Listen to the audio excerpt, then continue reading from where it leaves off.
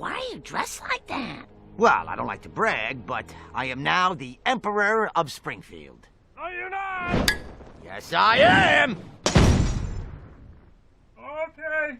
Hail, Emperor! Alright, so let's talk about 2013. Back when I started doing a series of videos where I reviewed a handful of cartoons produced by Walt Disney Television Animation that aired on Disney Channel. You know, I started going in order until I just kind of did whatever the hell I wanted for some reason. You know, I haven't really seen those videos in a while. I wonder how those things hold up.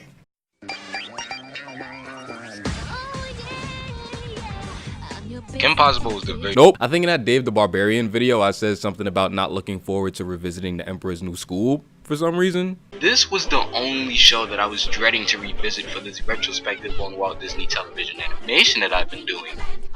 Well, not the only one.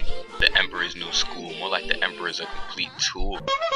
I didn't know what the hell I was talking about. I didn't even know if The Emperor was a complete tool. Honk honk. Man, by that point, I hadn't seen the show in years. No, see, this is why you don't give 15-year-olds Windows Movie Maker and a $20 Radio Shack microphone. Jesus Christ. This honestly got me thinking recently. What if this show was actually good the whole time? Before this review, I hadn't seen this thing in at least 7 or 8 years. I think the only thing I actually remember from the show was the theme song. But, like any piece of fiction, it deserves a fair chance. Not some preconceived notion by some random black kid in high school. Look at this dude. He ain't even teach nobody how to black yet. Who the hell does he think he is? Theme song guy. Oh yeah! The Emperor's New Groove is definitely in my top 5 Disney movies ever. It's so great, even after almost 20 years. And if you don't think that this is the funniest Disney movie ever made, you're wrong. Like, no, like, I mean, like, objectively wrong. Like, what y'all got on it? Aladdin? The only reason that shit was big jokes was because of Robin Williams. I ain't arguing with y'all. He's got a sword! Hey, you idiots! We've all got swords! The Emperor's New Groove was smart, it was clever, extremely well designed and animated, and it even had a little heart. But really, it was just a fun time because honestly, it didn't try to be anything that it wasn't. It embraced the silliness of its setup, producing something that really stands out when you consider that it's from the same studio that made that Roseanne Cow movie with a few songs that I like. Buster, what? Bah, bah, bah, bah. The Emperor's New School pretty much does the same thing, surprisingly. It takes place sometime after the movie where Kuzco has been temporarily removed from his emperor position and has to attend school. The only way for him to remain emperor is for him to pass each class and graduate. But then you got Yzma and Kronk trying to come up with all these over-the-top plots and schemes to get him to fail. It's a whole thing. Like, this shit ain't weird to nobody. Like, okay, they want him to be educated in order to hold it down as emperor. Cool. But, like, who's running the kingdom exactly? Like, it dead ain't nobody sitting in that chair. And the way this show is written, this is supposed to be some kind of like high school college hybrid, and Kuzco's royal ass just walks around here with no problem. You about to tell me that there's no woke ass kids that want to jump in his face and yell at him about his politics? I want to give you a piece of my mind, buddy. My dad'll have your ass. No taki. I'll just tell you right off the bat, this show is hilarious. It has no business being as funny as it is. Man, I mean, like, looking back, the movie definitely had like 2 or 3 fourth wall-y self-aware jokes, but this show just turns the dial up to 11. It's just so clever. Yeah, you're probably wondering what happened to the rest of the statue. That part of the show may have been deleted due to time constraints. Let's see. Oh, it should be in here. No. Ah, there it is. I never thought it would be sort of a downfall for something to take too much from the source material, but some of these callbacks just get a little annoying. Like, even the smallest shit. Kuzco introduces the theme song guy one time in the movie. Now they got him emptying out the theme music clip before every episode. Theme music. Theme music. Theme music. Theme music. Scream music. I mean, theme music. Like, I get Kuzco like spaces out and ignores people like twice in the movie, but alright man, we don't need it in every episode. This nigga loses focus faster than Chris Brown died and stomped the yard. Yeah, no, I'm definitely making that a thing. The show isn't like this the whole time, just for the first few episodes of the first season. It eventually finds its footing and comes up with its own gags. One thing I was worried about that these Disney shows based on films do is the simplification of the characters. I remember that being a really big problem I had with Lilo and Stitch the series. While it's not as severe, they definitely do it here too, but it's really only the one character. Watching this show and the movie back to back, the only one that really catches this is Kuzco. In the show, he's really self-centered and whiny and childish, and you know, that's definitely still part of him in the film, but the one striking difference missing from him is his sarcasm. This dry delivery that he gives with everything, sort of to let you know that he doesn't really give a shit about anything that's going on. That's missing in the show, but I feel like that might have just been like a likability thing. They probably didn't want a sarcastic and narcissistic character leading their show. Y'all know that's what Phineas was supposed to be? Building a roller coaster? In your backyard? Some of it? Wow. Isn't that kind of impossible? Is there something I can do for you? This new Cusco we got isn't a bad substitution though. I thought he'd be really annoying, but he plays off the other characters well. Some episodes he really teeters the line of, hey, this guy's funny and somebody shoot this nigga. It's really just all in the writing where he shines. Like, okay, let's compare this to something like the Fairly Odd Parents. Especially in the later seasons, the Fairly Odd Parents would do this thing where they would completely exaggerate a character's personality trait in order to really push whatever story they were trying to tell. Oh wow, this episode's about the internet and how there's no privacy left? Let's have his wild-ass father bust the door down with a column. Oh, okay, word. This one's about Wanda being a nag. Let's literally have her say nag for 11 fucking minutes. I mean, aside from a few times with Cusco, the Emperor's New School doesn't do that really, and I respect it for it. The characters always feel like themselves the whole time, not just caricatures.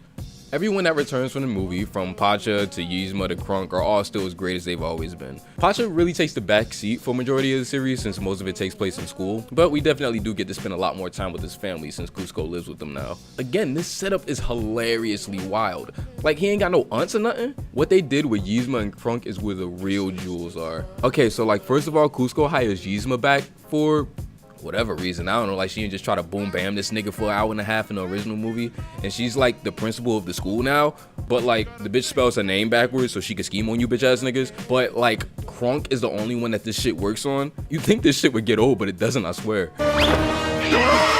I love how Kronk's supposed to be one of the villains, but like Cusco chills with him outside like willingly. This is some grade A Dr. Doofenshmirtz shit going on here. I love when these comedy cartoons don't take the villain seriously. It just makes it more fun that way. If we're really being honest, am I wrong that I actually feel bad for Yzma when she loses sometimes? She's just so like great and likable. I don't know, man. What do you want from me? We love a black queen. She's purple, not black, you racist fuck. Huh? Oh, no, I mean because she's voiced by Eartha Kitt. Oh, my fault, big bro. Love your videos.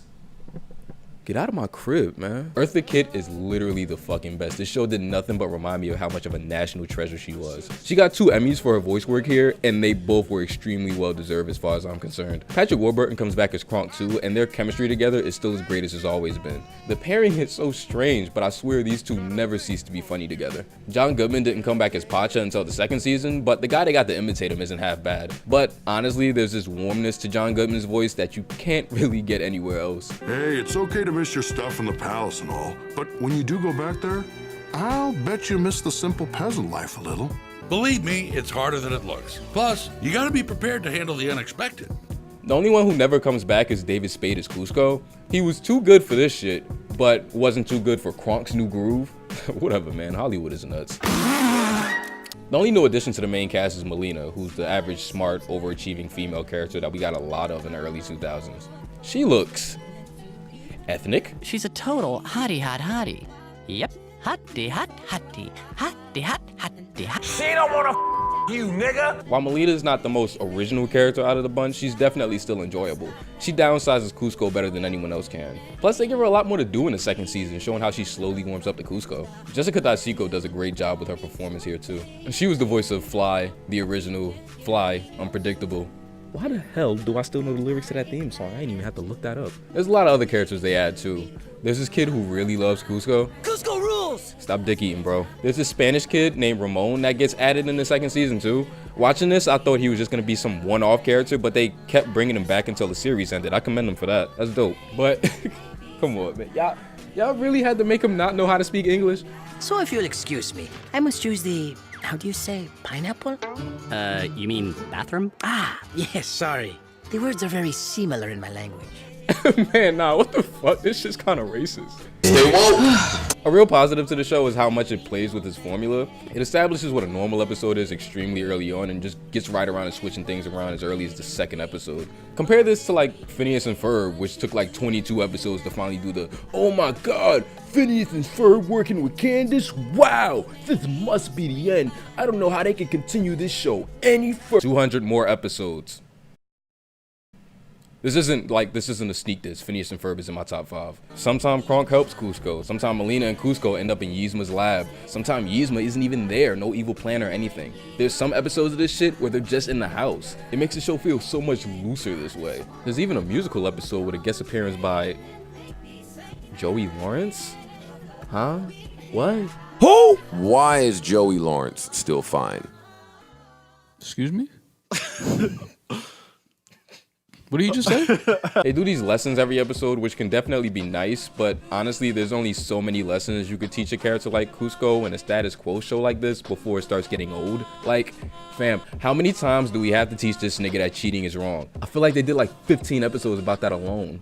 Oh, damn, my bad, Melina. I shouldn't have cheated on my exam. Cheaters never win. Or whatever. Am I reading this shit right? You're not gonna cheat again next episode, are you? Shit, you know the vibes. I forgot how often Disney Channel cartoons got their own conclusion while we're on the subject of episode structure. It ends with everyone graduating.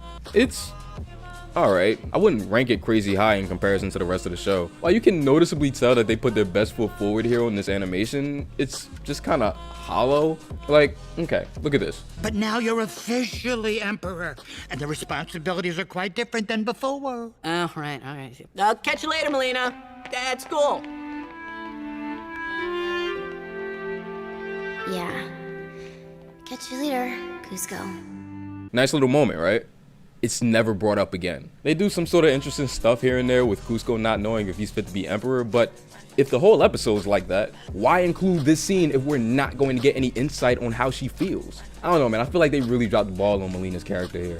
I mean, like, the whole other 20 minutes of the episode, she's all, "Be Emperor, nigga!" Alright, bitch, hold up, damn. Bringing it back a little bit, the animation has nothing on the film, definitely, but I'd be lying if I said that it didn't have its own charm to it. The timing is what really drives this show. It's really snappy, so it really helps all the jokes land. When they want to, they can make this stuff look really fluid. It isn't like a constant thing by any means, but man, when they want to show out, they definitely do it right. Look at some of this stuff. And look at how great this dance is from the ending credits. Who animated this shit? James Baxter?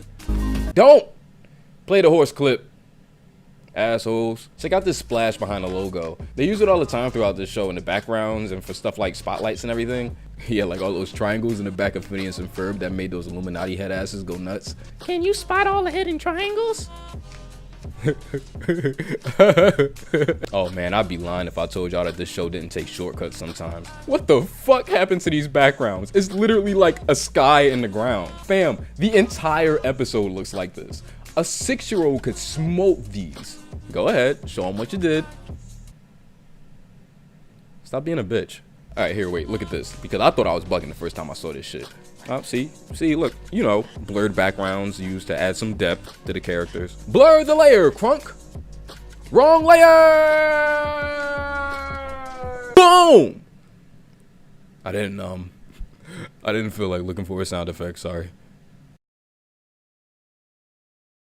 Okay, theme music. Whatever preconceived notion I had about this show was completely wrong, honestly. The Emperor's New School is one of those shows from my childhood that is honestly way better than I remember it being. If rewatching this has taught me anything, not only is it that I miss and love Eartha Kitt, but it's important to give every show a chance. Just because something looks trash on the outer shell, or you just think the Emperor is a complete tool, or you don't have a third thing to say, doesn't mean you won't enjoy yourself. The best thing about animation, or even film in general, is that you really never know. Watch things that you're iffy on. Take a chance on something that every fiber in you tells you that you won't like in the slightest. The joy is in the journey. You might just end up finding something you enjoy. You just gotta be open to anything. And see, if I would've listened to myself back in 2013, I definitely would've missed out on Kuzco and his friends. Friends? I thought this was all about me. Spell my name again.